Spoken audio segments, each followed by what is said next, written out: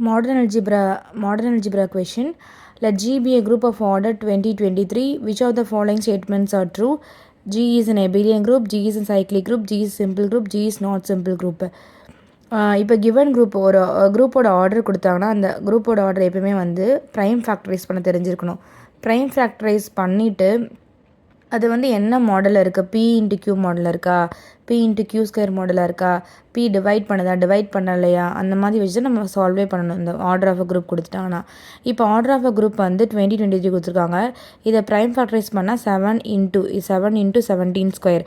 அப்போ இந்த குரூப் என்ன ஃபார்மேட்டில் இருக்குது, பி இன்ட்டு கியூ ஸ்கொயர் ஃபார்மேட்டில் இருக்குது. பி கியூ வந்து prime number, P less than Q ஃபார்மேட்லாம் எழுதணும் எப்போயுமே.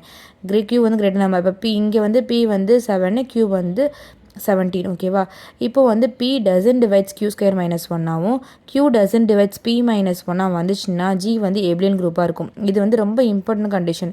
இதே மாதிரி தான் p இன்ட்டு q ஃபார்மேட்டில் இருந்துச்சுன்னா p doesn't divides q minus 1 அப்படி இருந்துச்சுன்னா ஜி வந்து எப்படின்னு வரும். ஓகேவா. இப்போ இது வந்து p into q square format. இதுவுமே வந்து டேரக்ட் கொஸ்டினாக வந்து செட்டில் கேட்கலாம். இந்த மாதிரி ஃபார்மேட்டு பி டசன்ட் டிவைட்ஸ்னா ஜி வந்து எப்படின்னா ஜி வந்து நாட் எப்படின்னா கேட்கலாம். இப்போ இந்த இதில் வந்து பி வந்து 7, கியூ வந்து 17. எப்பவுமே வந்து பி லெஸ் தென் கியூவாக எழுதணும், கியூ தான் கிரேட்டர் நம்பர் எழுதணும். ஓகேவா. அப்போ வந்து இங்கே வந்து கிவன் கொஷின் படி இங்கே 7 doesn't divide 17 square minus 1, that 7 doesn't divide 288. இங்கே சால்வ் பண்ணி பாருங்கள். அதுக்கப்புறம் q doesn't divide p minus 1, அப்போ 17 doesn't divide 7 minus 1 6. அப்போ டிவைட் பண்ணல, அதனால வந்து g வந்து எபிலியன் குரூப்பு. ஓகேவா. ஜி எப்படின்னா ஆப்ஷன் ஏ வந்து கரெக்டு. இப்போ ஒரு ரிசல்ட் இருக்குது. If a group is abelian every subgroup of g வந்து நார்மலாக இருக்கும். ஓகேவா.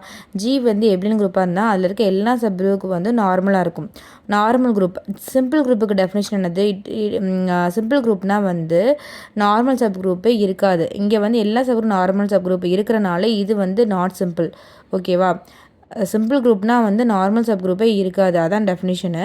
ஆனால் வந்து இங்கே வந்து இந்த குரூப் எப்படினால இதில் இருக்க எல்லா சப் குரூப்புமே வந்து நார்மலாக இருக்கிறனால இது வந்து சிம்பிள் கிடையாது. ஓகேவா. அடுத்து வந்து பாருங்கள். இப்போ ஆப்ஷன் ஏ கரெக்டுன்னு சொல்லியாச்சு, சிம்பிள் இல்லைன்னு சொல்லியாச்சு. அது சைக்ளிக்காக லேர்ன் பண்ணணும்.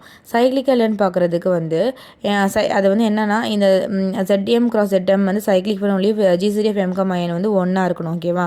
அப்போ வந்து இதை வந்து நம்ம வந்து ஸ்ப்ளிட் பண்ணோம்னா என்ன ஆகும், இந்த கொடுத்துருக்க குரூப் வந்து 2023 இருக்கா, இதை வந்து இது பண்ணால் அப்போ Z 7 × 17 × 17 எழுதலாம். இந்த குரூப்பை வந்து இப்படி எழுதலாமா, என்ன ப்ராடக்ட் இப்படி எழுதலாம், 7 × 17 × 17.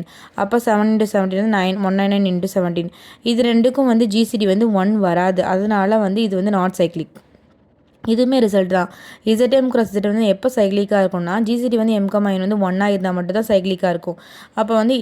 அப்போ இந்த கிவன் குரூப் வந்து இட்ஸ் நாட் சைக்ளிக். அப்போ வந்து G is எபிலியன் group, G is not a simple group தான் ஆன்சர் கரெக்டு.